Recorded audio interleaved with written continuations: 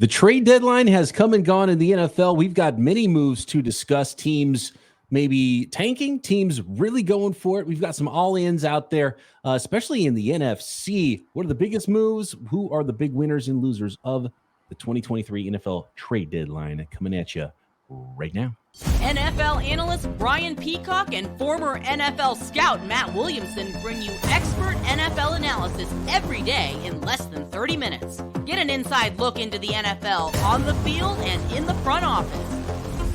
With elite breakdowns, next-level analysis, and in-depth information only for the real NFL fans. This is Peacock and Williamson, and it starts now.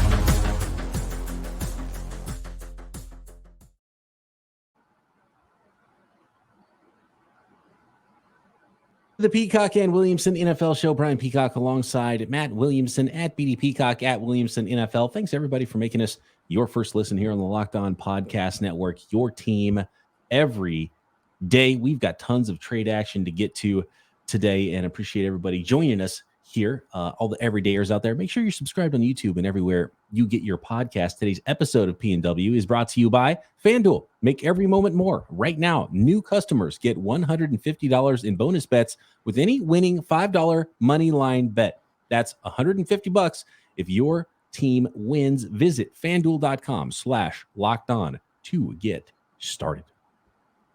Tons of moves to get to. We've got Rasul Douglas, Donovan People-Jones, Ezra Cleveland's on the move, not to mention the buyers that already happened. Leonard Williams, we haven't had a chance to talk about, that didn't happen on deadline day, but it was a deadline move for sure, Matt. I want to begin, though, with one of the sellers, and it was the biggest seller at the deadline this year, and it was the Washington Commanders. They sent both Montez Sweat and Chase Young packing. That one shocked me. It didn't shock me that they sent one packing, but to trade both of those former first-rounders before the end of their rookie contracts is something I did not see coming. I thought they would sign one, trade one, and that was the obvious move. They said, no, we're sending them both off. Montez Sweat goes to the Chicago Bears for their 2024 second-rounder, which right now would be somewhere around pick 35, I think, in the NFL draft. We saw the Bears do this last year with Chase Claypool. Hopefully this turns out better with Montez Sweat, better player, so it should be a little better. But they also have to do some negotiating there to get him signed up in the offseason as he is a free agent. Chase Young, the fifth-year option for him was not picked up, so he is also a pending free agent. He goes to the San Francisco 49ers for their third-round pick, which right now would be about 50 picks later than what Montez Sweat was traded for. So a couple of things here. First, Matt, are you surprised that they traded both Sweat and Young? And are you surprised that Montez Sweat was worth that much more than Chase Young around the league? So a lot to unpeel here. Let's start with Washington. Actually, I want to start somewhere else real quick and then come back to Washington. I mean, I think maybe the two big stories to me are Washington and the deals that weren't made. You know, Denver, Derrick Henry, all these names, you know, what are the Vikings, you know, all these different teams that could have sold big name guys. There was more smoke than fire, I think, this year is safe to say.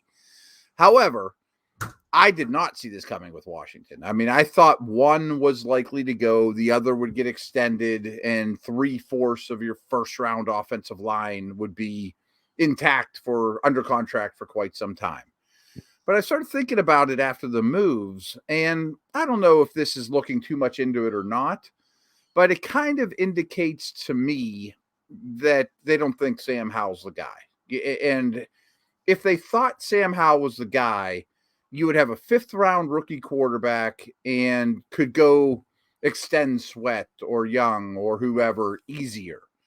Instead, it's just we want to get every draft pick we possibly can to move up for quarterback 3 or Drake May or whomever. And frankly, the Howell experiment doesn't have to be over. I mean, he could have a phenomenal second half of the season, but it just feels like Howell insurance to me. I think it's super fascinating because of the ownership change. And that too, to be honest with you, this might be this was set up when ownership was changed. And actually, I think we got to go back about 10 years because I've seen a couple of references to something that I didn't know. I knew about, but I don't follow the NBA like I follow the NFL. And trust the process means something very specific in NBA circles over the last decade or so. And it was the Philadelphia 76ers who now share ownership with the Washington Commanders. And it was they made t-shirts. Like it was a big time deal there. And it was a signal that the 76ers were going to build they're going to effort to build a sustainable franchise and roster. And it might be slow, but it was supposed to be sustainable, and that you had to trust the process, and there might be some losses stacking up first. Okay. And to me, this is the signal that Washington is going that same route here that the 76ers did under the same ownership not that long ago. And it's worked out pretty well for the 76ers, right? And the trusting of the process got fans what turned out to be a pretty good basketball team, but it did take a little while, and they needed some ping pong balls to bounce their way. Sometimes they did, sometimes they didn't. But I think that's what we're starting to see in Washington is them collecting draft picks, and they're going to try to build something, and that means it could be a long process. So fans, print t-shirts. I think it might be time to trust the process. I think that's probably a better way of looking at it. Quarterback or not, I think there's going to be a new head coach there no matter what. I mean, unless they end up winning the division or something, get to 10 wins or something. So let all those new people put their stamp on it, as opposed to we make the decisions for you. We don't even know who you're going to be. That's probably a better way of putting it than Hal's not the guy. I mean, Hal might be the guy, I might not. Yeah, that's part of the process is finding out, right? Yeah, but you have to wait till Christmas till you open that up. You don't get to open that up in October to find out. So fascinating there. Might be the beginnings of a very long-term process there for the Washington Commanders in what they end up doing. From the Chicago Bears perspective on Montez Sweat. And it turns out that Jaylen Johnson did not get traded, even though at midnight Eastern last night, Matt, that they granted him permission. And I do have a note on that from Josina Anderson. Extra tidbits on Bears cornerback Jaylen Johnson, talking about deals that did not get made. A team that you would think would be in that trust the process mode themselves, and they ended up being buyers, which is really interesting for the Bears. A trade to send the Bears corner is not getting done today, Josina Anderson said. I'm told that Johnson does not plan to engage in contract extension talks for the rest of the season. Johnson intends to be a pro about it. But so essentially, he's going to be a pro. He's going to play out his contract. He's going to be a free agent. So maybe Jaylen Johnson walks for whatever that comp pick ends up being in the offseason. And the Chicago Bears don't end up trading Jaylen Johnson, and he didn't find maybe an extension from another team at the deadline that he was hoping to find. And maybe the Bears expected that he wasn't going to find that, and that's why they let him, quote unquote, find his own trade. And they might have been asking more than teams were willing to spend in trade for Jaylen Johnson. So he goes nowhere. And I find it interesting that a team like the Bears made one of the worst trades of the deadline ever, maybe. Yeah. And then did it again this year. I find that fascinating. I do too. Did they screw up again is the question. So I don't know if there's any truth to it, but there was a reporter, blogger, or whatever, even around here saying the Steelers are trading a third and a fifth for Jaylen Johnson. And maybe there was even other reports around the league because he's valuable. He's 24. Yeah. Yeah, he's a good player. Plays a lot of man, long. I like the player. But I think one of the flaws to not trading him, if you're the Bears, is you have tons of cap space next year. So you're probably going to bring in more than you lose. You're not going to yield the pick in the end. Chances of you getting a comp pick is probably slim after you spend $100 million in cap space. You know what I mean? Like everyone just assumes, we'll let him walk and get the pick. Well, yeah, if you don't buy anything, that works. But now that I think about it, was this genius by Ryan Poles spending a second now to get Montez Sweat? So instead, he doesn't have to sign Sweat in the offseason, so that doesn't count towards the formula. So they do get a compensatory pick instead. So now it was sending a two, getting a third back instead of getting a third back and signing. No, that still wouldn't make sense because I'd still trade him. Right. So I don't know. I don't know what the Bears are doing. They got better. But real quick on that, I do think they franchise him though. This isn't a Claypool situation. Yes. He's good enough you can franchise him, and he's just not going to be a rental, or, you at least get him for this year. Chances are Sweat at his age, even his price, is better than the edge guy you draft at the end of the second round. I mean, Sweat can't walk. He's for sure getting franchised or just signed. Yeah, I would think so. That can't happen if you trade a second rounder for him when you're a bad football But you're team. a terrible team. It's not like the exactly. And for the Bears' sake, they hope that they didn't just trade away the first pick in the second round either. But that's not going to be the 15th. No, it's not. It's going to be early. Yeah, and, it's a top 35, 38 pick. Yeah. And just real quick on the 49ers, love the move for the 49ers. Not a lot of downside there. Speaking of comp picks, they might even get a third round comp back if it is a rental. So spend a third, get a third back. You just got to wait a year and get one that's a few picks later than the one you sent to the Commanders, which would be pick 87. I think it might be closer to the 90s, potentially when the season is over. And not much they're paying dollar-wise, and clearly they don't like what they've seen on the defensive side of the ball the last few weeks. So John Lynch, again, at the deadline, aggressive, goes and gets Chase Young, who could be a phenomenal pickup down the stretch for them. And so Bosa, Javon Hargrave, Eric Armstead, and now Chase Young plugs in there. They just brought in Randy Gregory as well. They got a lot of talent up front, the 49ers do. So they did not trade for Jaylen Johnson or any cornerbacks that they were in the market for. And there were talks going on there, but it should be a lot easier for those corners they do have to cover. And if they can't get pressure on the quarterback now, then I don't know what to tell you. You want to talk Niners on the other end? Because I got another Bears note just to throw out too. I mean, I do think we're going to see Fields back in action pretty soon. I mean, probably he plays, 8 more games. And I'm not saying this is going to happen, but you have 2 early first-round picks. Maybe those aren't the quarterback. Maybe one of them is Marvin Harrison Jr. Just don't forget they have those 2 early firsts that you could easily trade back with one of them. You could take a quarterback and trade the other and recoup all kinds of picks. A late first, their second, and next year second, blah, blah, blah. I mean, we just know they have some assets to go get other stuff. And we don't know 100% that they're going to draft a quarterback with one of their picks. We've got much more to get to on the trade deadline, the trades that did and some that didn't happen. Seattle Seahawks making additions, the Buffalo Bills making additions, and quarterback on the move as well. Next.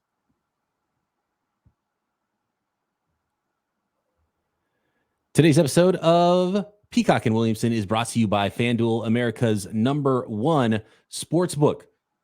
Very special deal for our listeners right now at FanDuel, and score early this NFL season with FanDuel, America's #1 sportsbook, because our listeners right now can get $150 in bonus bets with any $5 winning money line bet. Again, new customers, that's $150 if your team wins on that money line bet. So if you've been thinking about joining FanDuel, there's no better time right now than to get in on that action. Maybe some things at the trade deadline, maybe some movement, some teams getting better, some teams getting worse, makes you feel like you have a little bit of an edge. You think you know the direction some of these teams are going, might help you bet on the money line and win that $5 bet and then get another $150 back to keep betting on. And the app is super easy to use. There's a wide range of betting options, including those money line bets, spreads, player props, over-unders, build your own parlay, and a whole lot more. And it's not just NFL football, college football, baseball, basketball, hockey, snooker, you name it. You can find it at FanDuel.com/lockedon to kick off this NFL season. Again, that is FanDuel.com/lockedon. FanDuel, official partner of the NFL.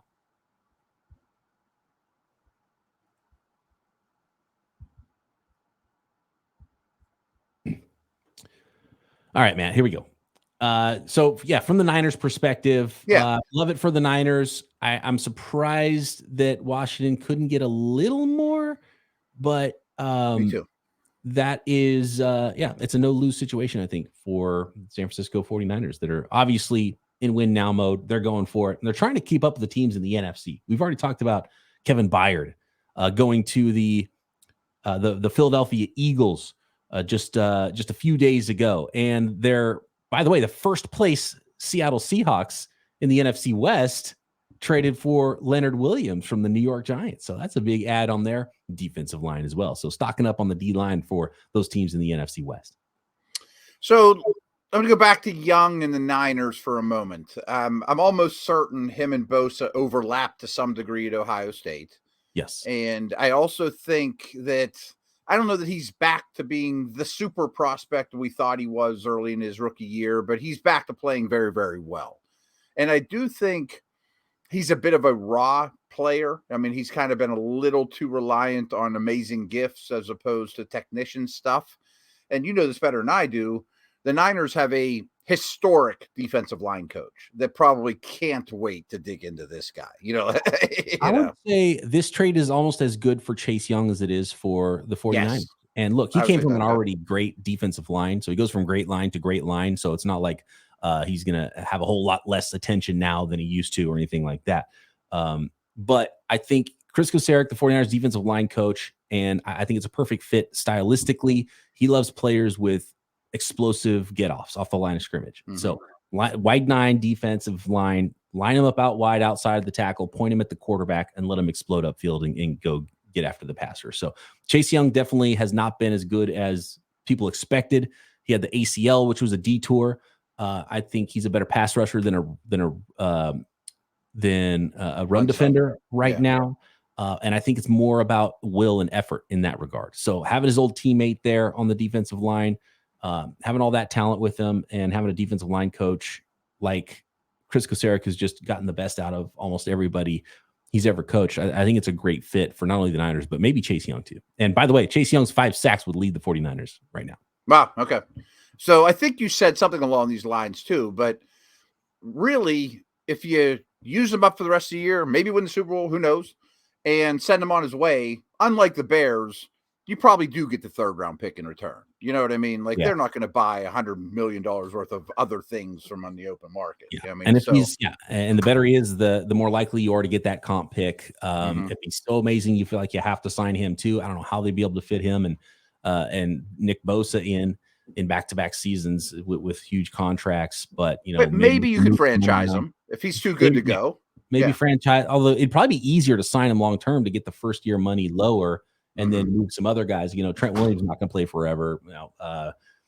Armstead potentially or Hargrave could end up going, and then you find other places to pull from to pay those guys later. So it's not impossible, but more than likely he doesn't stick around. And if he's not great, but he's just good, maybe he turns out to just be like a 3rd down rusher for them. Maybe he doesn't make so much that they can't keep him. So, just almost no lose there for the 49ers with Chase Young, even if he doesn't play to the level that we all expected him to play coming out of Ohio State.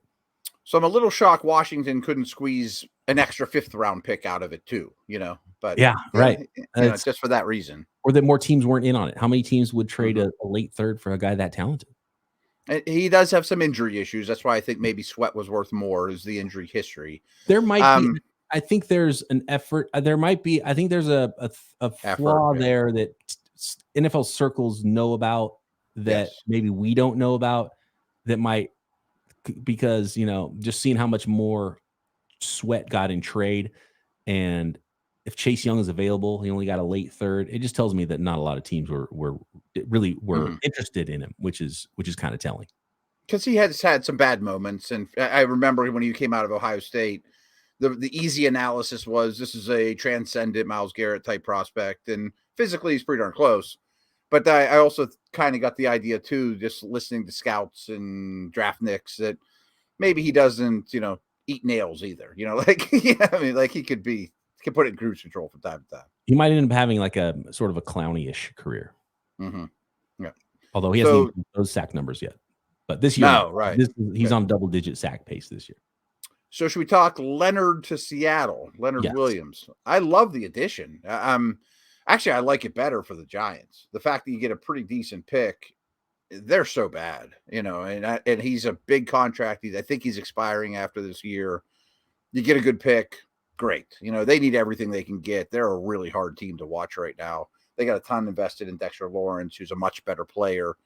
But I know they didn't overlap at USC, but I'm sure Pete Carroll and Leonard Williams know a lot of the same people on the West Coast and USC and all that stuff too. I mean, no doubt about it. And perfect fit. Been in the league a long time. Everyone knows what his strengths are. And, you know what you're buying.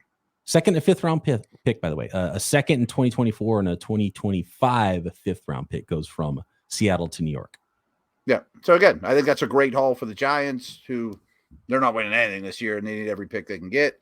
And Seattle, that might make them a legit contender. You put him next to Jones, who they signed from Denver in the offseason. Their edge guys are picking up. I mean, so they're turning some weaknesses into strengths.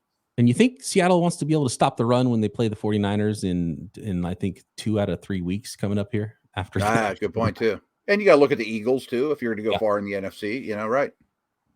Eagles love the move there. Them adding Kevin Byard a few days ago. There was I expected the Minnesota Vikings to make a trade, but I didn't think Josh Dobbs was going to do that trade. So yesterday there was Ezra Cleveland for that matter. Right.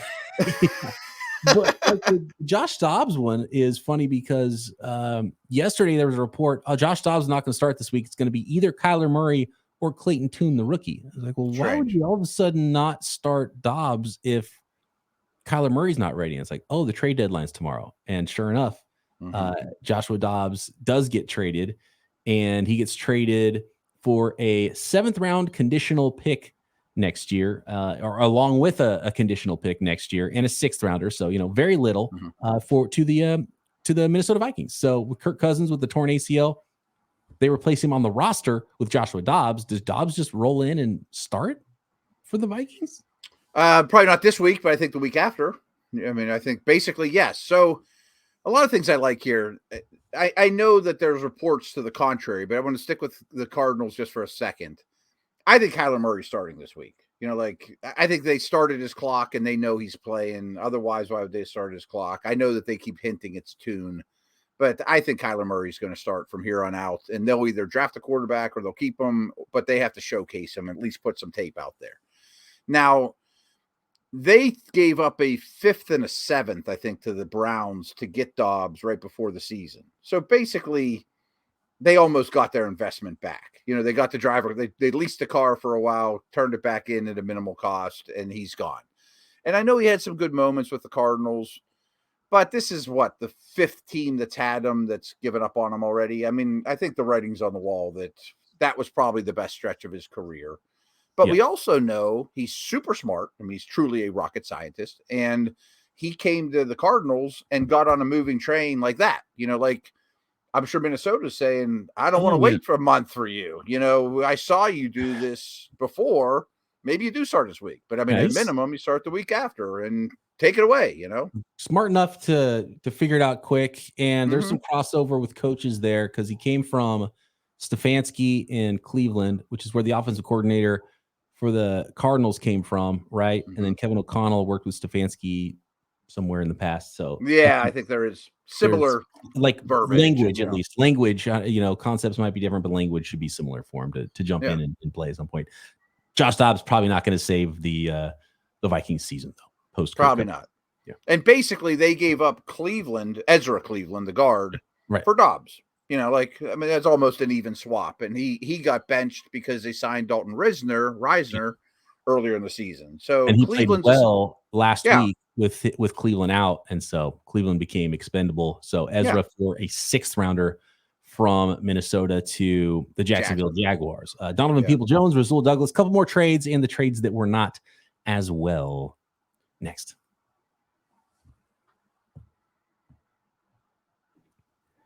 Today's episode of Peacock and Williamson is brought to you by DoorDash. When I think of football, I think of food. I got to be honest with you. Food kind of leads me around for most of my day, most days, to be honest with you. But especially whenever the game clock stops, that's when it's time to order in with DoorDash. You can get all of your favorites. For me locally, I love the Super Duper Burger that's nearby. I always hear people arguing about the best fast food burgers. I'm like, wow, those are all trash, man. I'm going to Super Duper Burgers. My favorite locally here in the Bay Area. I like the Pizza Hacker with the sourdough crust. You've talked about your favorites before here, Matt. They're all available at DoorDash. Get them to your door when you need it. And all of your restaurant local favorites and retail, grocery, and a ton more are on the DoorDash app. So you can shop for everything you need and get game day ready. And our listeners get 50% off up to $10 value when you spend $15 or more on your first order when you download the DoorDash app and enter code LOCKED23. Subject to change, terms apply. Don't forget, use code LOCKED23 for 50% off up to $10 value on your first order when you download the DoorDash app and spend $15 or more, subject to change. Terms apply.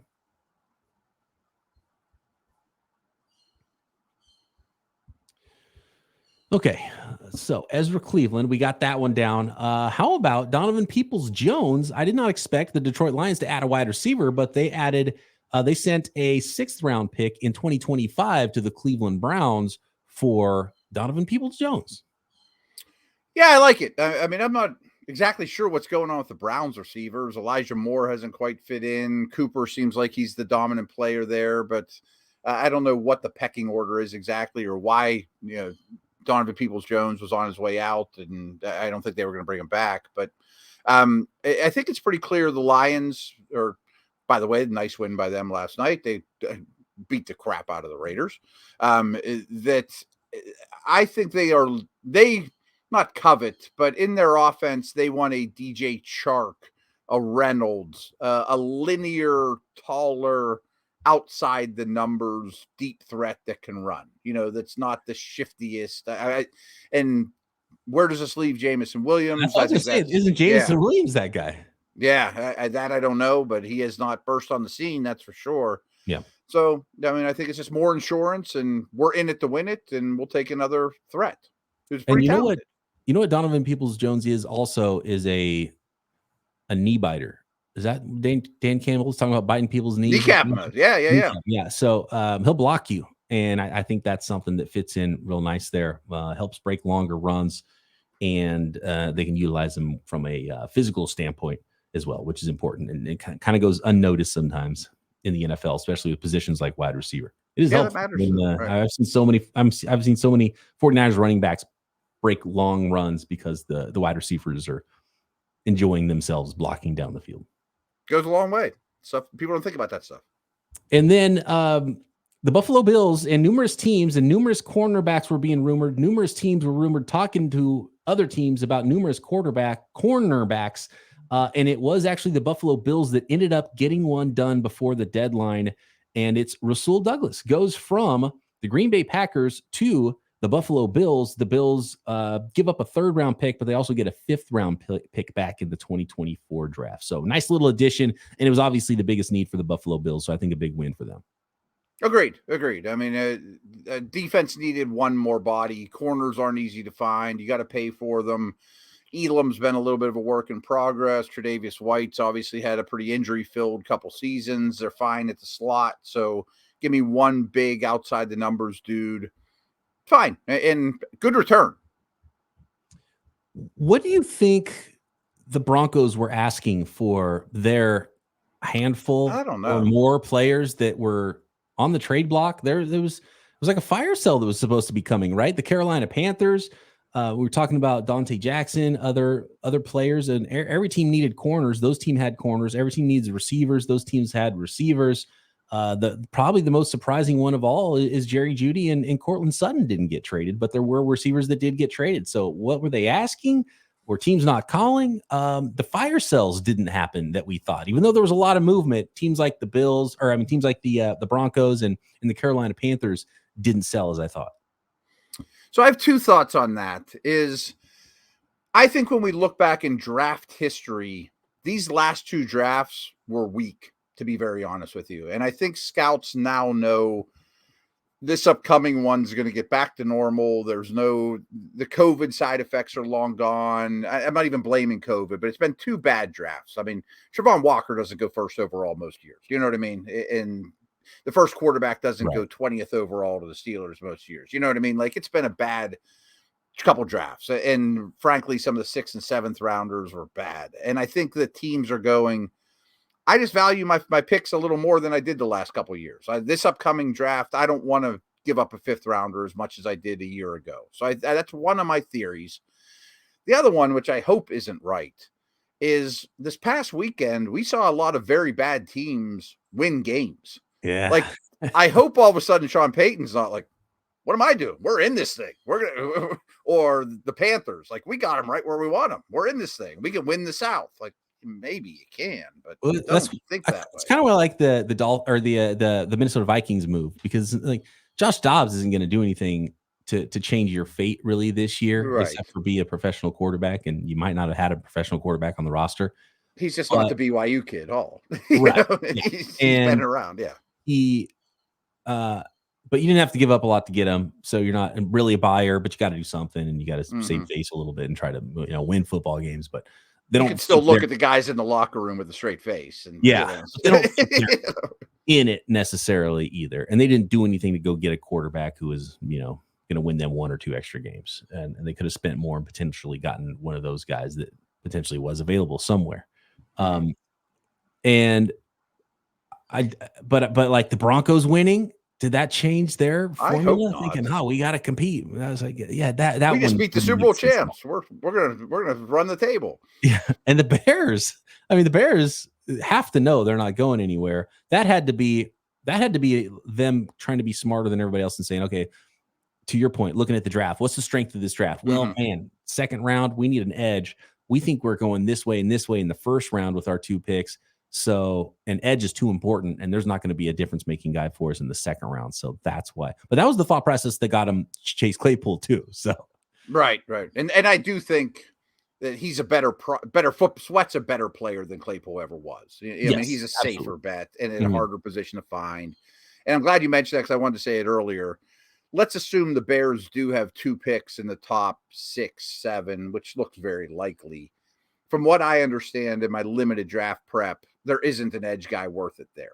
So if you go quarterback and then other position, like Verse from Florida State is lost a little bit of his luster. There's not a Garrett, there's not a Chase Young, there's not a Bosa. So, and I have heard some people saying this edge class is a little weaker than some of the other positions or where it's been. So just take the bird in the hand and get your guy. You got the money. Yeah, and when you look at this draft and you look at where the Bears are picking, you're like, okay, could be a quarterback, could be a wide receiver, could be an offensive tackle, and I'd probably put money that it's one of those positions at the top. Yeah, and those are the strongest positions from what I understand, and they need an edge. When you start putting names to teams, and that's the way this. But hey, a lot changes from October to April, and there might be players you think are second round guys that end up being first round guys, and guys you think are first round guys that end up being fourth round guys or undrafted in some cases too. So the draft is wild. Thinking too much about it's probably not the smart way to go. You need to make the right moves for the process. I like trust the process, to be honest with you, because I think process over results is important, especially when it comes to the NFL draft, because there's so much luck involved. And if you want to hit on picks, add more picks and you'll have a better chance at hitting on more. And clearly that's where Washington thinks they're going. But that also means they probably don't think that they are close to winning now. Agreed. 100%. They know changes are coming, coaches, maybe quarterbacks, maybe an entire new offensive line. Last thing I got, I mean, the Bears conceivably could extend or franchise Sweat and sign Young. They could. They could. I mean, they have plenty of money to do anything they want in the offseason, and a lot of picks. So, quarterback is their big question, just like the Commanders, just like a lot of that could be a pick question. That could be answered with your draft choices. Right. Yes. And it's not going to be answered for Washington with the second or third round pick they got in trade. Very likely. No, probably not. All right, let us know what you guys thought. Who are the winners? Who are the big losers? Rasul Douglas, Donovan Peoples-Jones, Chase Young, Ezra Cleveland, Josh Dobbs, Montez Sweat, Contavious Street. We didn't mention that one, going from Philly to Atlanta for a swap of 6th and 7th rounders. Leonard Williams, Kevin Byard. What was the big move of the deadline? Who do you think did the best, and who missed out by not making a move? Let us know at BD Peacock, at Williamson NFL. Get those questions in for tomorrow's mailbag show. You can always drop a question or a comment on the YouTube comments as well. Thanks everybody for making us your first listen. Matt and I back tomorrow. Peacock and Williamson.